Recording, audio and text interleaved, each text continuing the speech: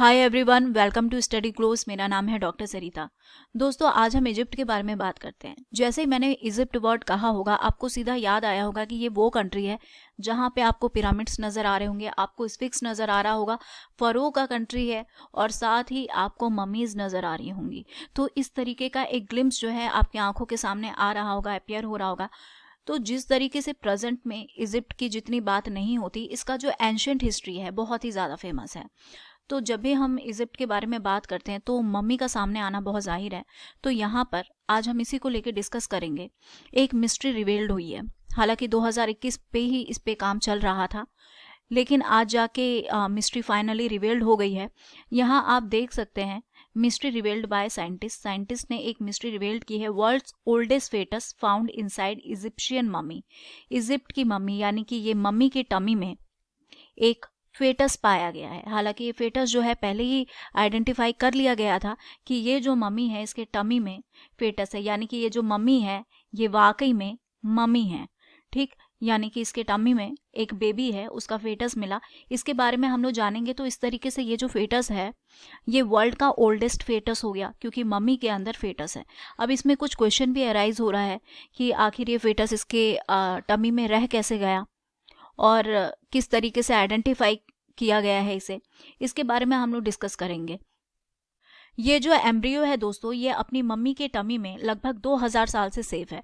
इस चीज़ को रिवील्ड किया गया यूनिवर्सिटी ऑफ वार्सो की रिसर्च टीम ने लास्ट ईयर 2021 के अप्रैल मंथ में, यानी 2021 में ये जो मिस्ट्री थी, साइंटिस्ट ने इसको रिवील किया कि एक जो मम्मी है इसके टमी में एक अनबॉर्न चाइल्ड रिमेन है और इसकी जानकारी सिटी स्कैन और एक्सरे स्कैनिंग के थ्रू सामने आई।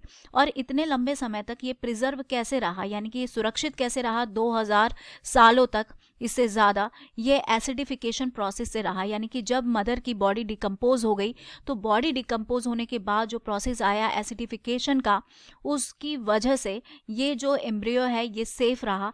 ये बिल्कुल वैसा प्रोसेस है जिस तरीके से हम पिकल्स को यानी अचार को स्टोर करते हैं। और इस तरीके से हम कह सकते हैं कि ये जो एम्ब्रॉय है ये वर्ल्ड का, ऐसा माना जा रहा है कि ये वर्ल्ड का ओल्डेस्ट एम्ब्रॉय हुआ और इसे 1826 में डोनेट कर दिया गया था। यानी ये जो इजिप्शियन मम्मी है इसको स्टडी करने के लिए पोलैंड की जो यूनिवर्सिटी है, वार्सो यूनिवर्सिटी, उसको दिसंबर 1826 में, यानी आज से 200 साल पहले इसे डोनेट कर दिया गया था और 2015 से इसमें लगातार काम किया जा रहा है। और लास्ट ईयर यानी कि 2021 में मालूम चला कि ये मम्मी एक्चुअल में मम्मी है, यानी कि इसके बेली में, इसके टमी में एक बेबी जो है छोटा सा, वो लाई कर रहा है। और अगर हम इस एम्ब्रियो के बारे में बात करें तो इसकी एज जो है लगभग 26 से 30 वीक की रही है। यानी कि at the time of death, जब इस एम्ब्रियो की माँ यानी कि ये जो मदर मम्मी है ये डेथ की थी, उस टाइम जो बच्चा है, एम्ब्रियो है, उसकी एज लगभग 26 से 30 वीक के आसपास की रही होगी।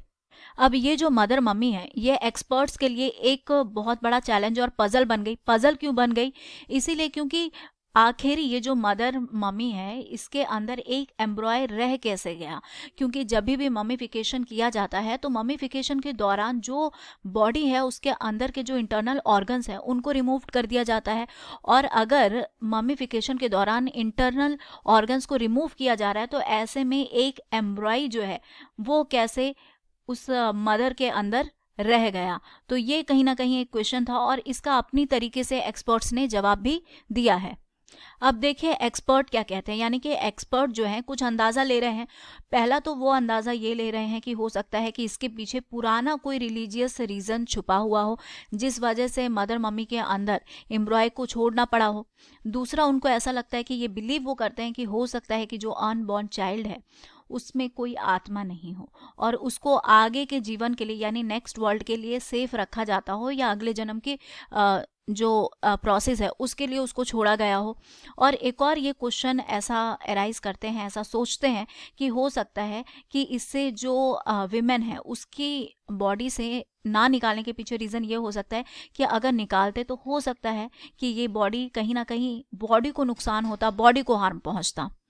अब ये सब तो वो अंदाजे हैं जो साइंटिस्ट रिवील कर रहे हैं। साइंटिस्ट को लग रहा है कि मम्मी के अंदर ये एम्ब्रॉय रहने के पीछे ये सारे रीज़न हो सकते हैं। वैसे भी हम जानते हैं कि मम्मीफिकेशन अपने आप में काफ़ी ज़्यादा कॉम्प्लेक्स और मिस्टीरियस प्रोसेस है। तो here is the end of this lecture. Thank you so much for your attention.